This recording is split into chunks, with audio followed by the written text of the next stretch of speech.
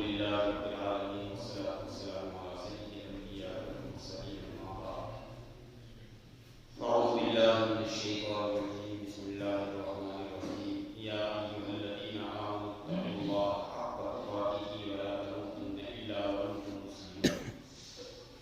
محترم بزرگوں، آپ حضرات نے حضرت اقدس مفتی محمد مرتضی صاحب کی زبانی تقویٰ، پرہیزگاری اور اکل حلال کے تعلق سے بہت قیمتی باتیں سنی.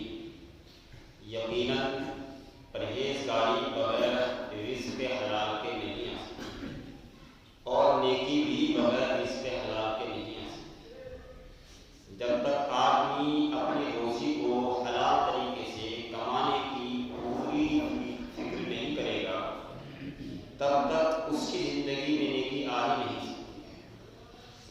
اور انسان کی دعا بھی اس وقت تک قبول نہیں ہوتی جب تک اس کے پیٹ میں حلال لقمہ نہ ہو. حرام لقمہ اگر ہوگا تو دعائیں بھی قبول نہیں ہوتی. حجاج ابن یوسف ثقفی دنیا کا ایک مشہور بادشاہ گزرا. صحابہ کے زمانے میں، صحابہ اور تابعین کا زمانہ اس آدمی نے دیکھا ہے، اور جو تاریخ میں آتا ہے اس نے بڑے بڑے لوگوں پر، بڑے بڑے محدثین، بڑے بڑے تابعین، بڑے بڑے فقہاء، بڑے بڑے امام، عبداللہ ابن زبیر رضی اللہ تعالی صحابی رسول ہے، ان کو اس نے شہید کیا. ذرا سا مزاج کے خلاف ہو گیا تو بس تلوار چل جاتی.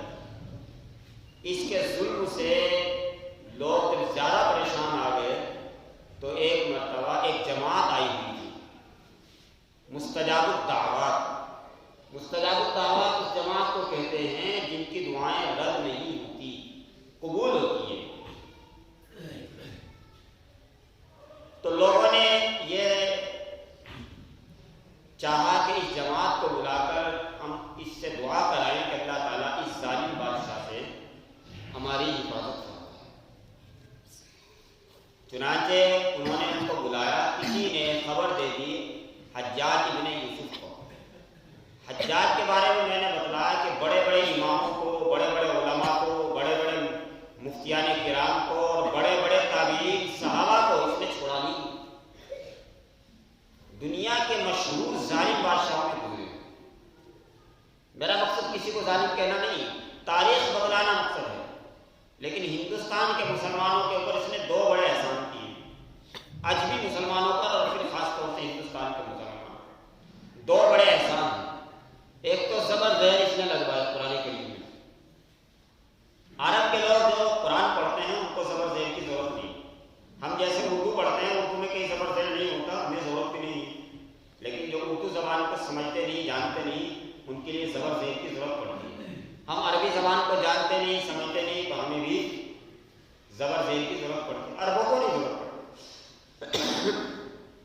ایک تو زبر زیر لگوایا اور دوسرے اس نے جس وقت یہاں پر راجاؤں کی حکومت تھی تو عربوں کی عورتوں کو راجہ داہر نے پکڑ لیا تھا. اور یہ مسلمان اور عربوں کی غیرت کے خلاف تھا کہ ان کی عورتوں کو پکڑ لے. وہ سمندر کے راستے سے کشتی اور جہاز کے ذریعے سے آ رہی تھی تو اس نے وہ جہاز پورا پکڑ لیا.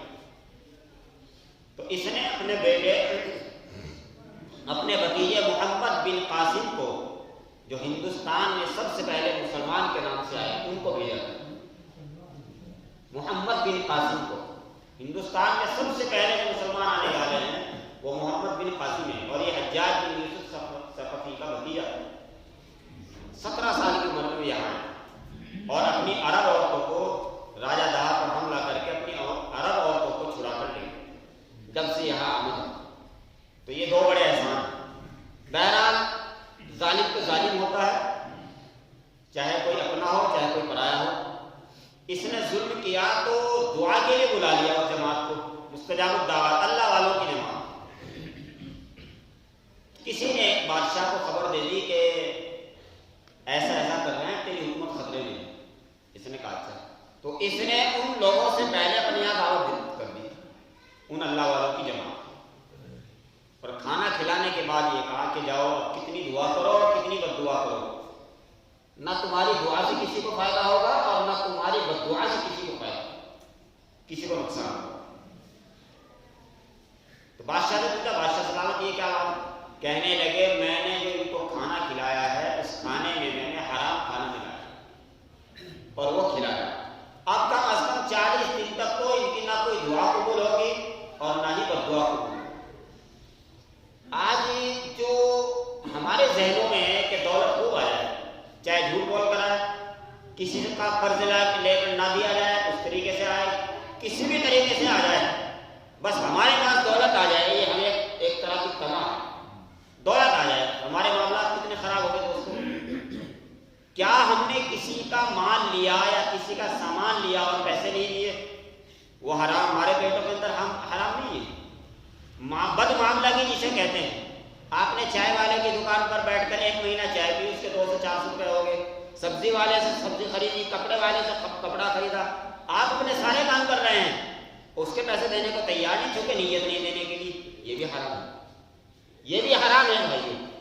کسی سے آپ نے قرض لے لیا، 2 دن میں دے دوں گا، 2 سال ہو گئے، ایک آدمی تو وہ ہے لے لیا، اس کے ساتھ کوئی حادثہ ہو گیا، مجبوری ہے، دل ہے، اس کا تمنا ہے کہ میں دوں گا، پختہ ارادہ ہے، لیکن ہماری نیت ہی نہیں ہوتی دینے کی، لیتے ہی اس نیت سے ہے کہ ہم دیں گے نہیں،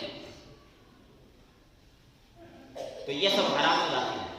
اس آدمی کا پیسہ آپ نے حرام طریقے سے کھایا ہے تو اس کے برے اثرات ہماری نسلوں میں بھی آئیں گے، اس کے برے اثرات ہماری نسلوں میں بھی آئیں گے۔